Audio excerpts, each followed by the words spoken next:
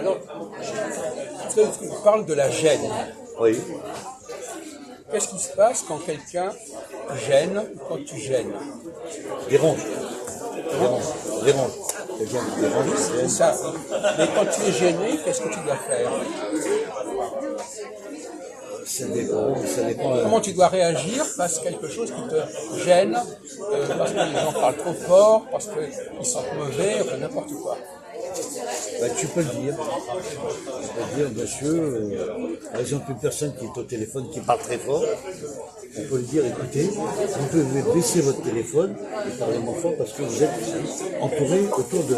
Si par exemple quelqu'un sent mauvais, qu'est-ce qu'on peut dire par exemple? Voilà, si quelqu'un sent mauvais... Ou ses vêtements, ou ça, oui, je comprends. Ça ne sera plus l'ordre de la société, c'est même la direction qui fera sortir la personne de l'établissement. le problème, mon donc, cher. Oui, attends, vite fait, Jacques. Ça veut dire que des personnes vont se plaindre dans une direction, dans un endroit, à cause de cette personne qui sent mauvais, et ils vont l'exclure. J'ai fini.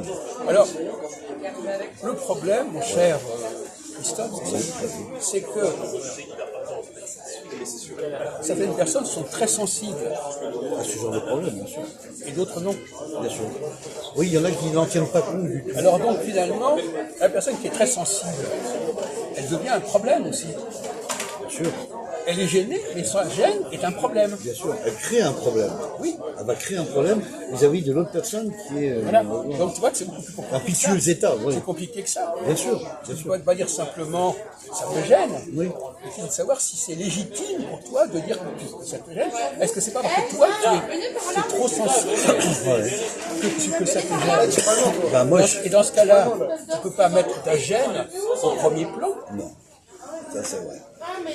Moi, j'ai vu dans le transport une fois un type qui sentait mauvais. Il sentait mauvais, on en avait parlé avec Patrick, mais on n'est pas parti se plaindre.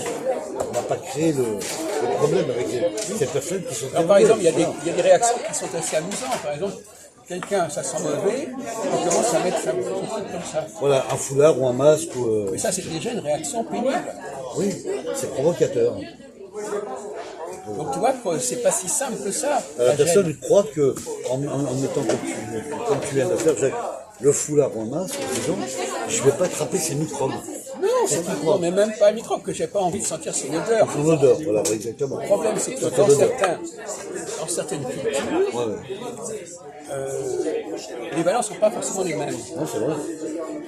Et par exemple, les femmes n'ont pas forcément les mêmes valeurs que les hommes, au niveau de ce qui est gênant ou pas. Bien sûr. Il y a des choses que les femmes supportent sans que ça les gêne, et que ça gêne les hommes.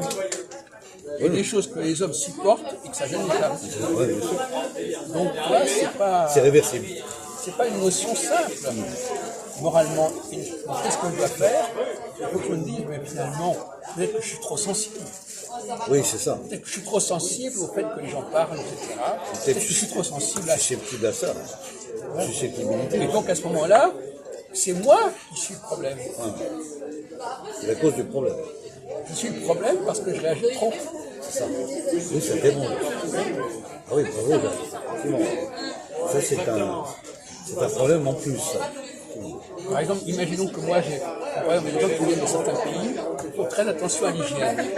Il faut compter. Eh bien, ces gens-là, ils veulent imposer leurs valeurs à une société qui n'attache pas tant d'importance que ça à ça. Ben, c'est comme, c'est vrai ce que tu dis, Jacques. Exemple, un type de problème. Une dame rentre, elle s'assoit. Elle s'assoit dans un compartiment aussi pour des gens affaiblis, handicapés, mutilés de guerre, etc. Et un monsieur arrive avec une canne, il rentre dans le bus, et la dame me dit, monsieur, asseyez-vous, nous avons un siège. Mais ce monsieur-là, il est avec sa béquille, mais il ne veut pas s'asseoir. Il ne veut pas s'asseoir non plus. Alors, là, ça crée déjà un litige. Ça crée un problème, déjà. Donc la personne qui a demandé, parce que la personne qui est en difficulté, pied cassé, etc., et sa béquille, lui demande de s'asseoir. Mais lui, il ne veut pas s'asseoir. Il veut rester debout. Il y a quand même un empêchement de liberté. Bon, d'accord. Là, on est en même. Bon, d'accord. C'est juste un détail que je dis. Donc, effectivement, informel. il y a une formule en français qui dit les plus gênés sont heureux.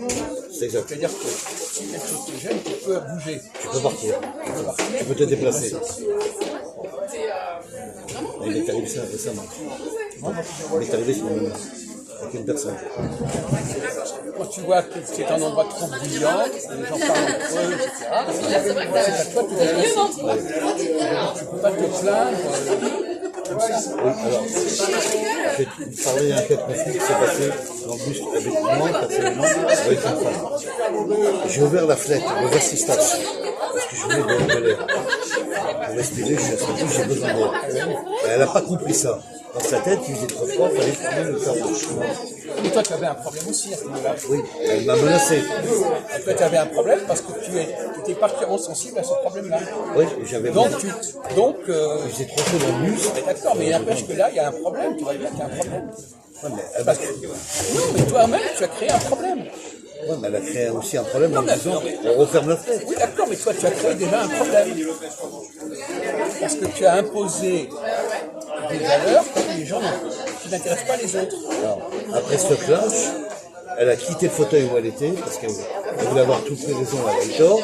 Et moi, j'ai quitté l'endroit où j'avais ouvert la fenêtre et je me suis rapproché de moi. Donc le chauffeur a divisé cette personne et moi pour éviter le problème. Voilà, c'est ça. Mais inversement, les gens qui savent qu'ils parlent trop fort, par exemple, ils parlent trop, oui, parce qu'à un moment donné, il va provoquer des réactions, il va provoquer un rejet. Il le sait en plus, ça. C'est vrai ce que tu disais. Donc là aussi, voilà, Philippe, il est comme ça aussi, inconsciemment. Ouais, c'est inconsciemment, c'est conscient. Des fois, il monopolise trop la parole. mais il prend son pied à faire ça. Oui, je l'ai déjà dit. J'ai déjà dit, Philippe, tu monopolises trop la parole. Tu empêches les gens de s'exprimer. Donc effectivement, il y a à la fois les gens qui se plaignent, mais la personne en question aussi est un problème. Bien sûr. Donc tout le monde est un problème. Celui qui crée un problème, celui qui crée une réaction, mais celui qui réagit aussi est un problème. C'est un problème, je suis d'accord avec toi. Donc il y a deux problèmes. Il n'y en a plus qu'un, il y en a deux. Comme cette dame et moi là qui m'a empêché ces problèmes, ça a créé deux problèmes. Celui qui se laisse trop aller et celui qui réagit trop fortement à ses excès. Oui, dans la défensive. Et un type, il rajoutait son grain de sel à notre conflit à la dame et moi. Et c'est parti en vrille, hein, c'est parti en insulte et tout.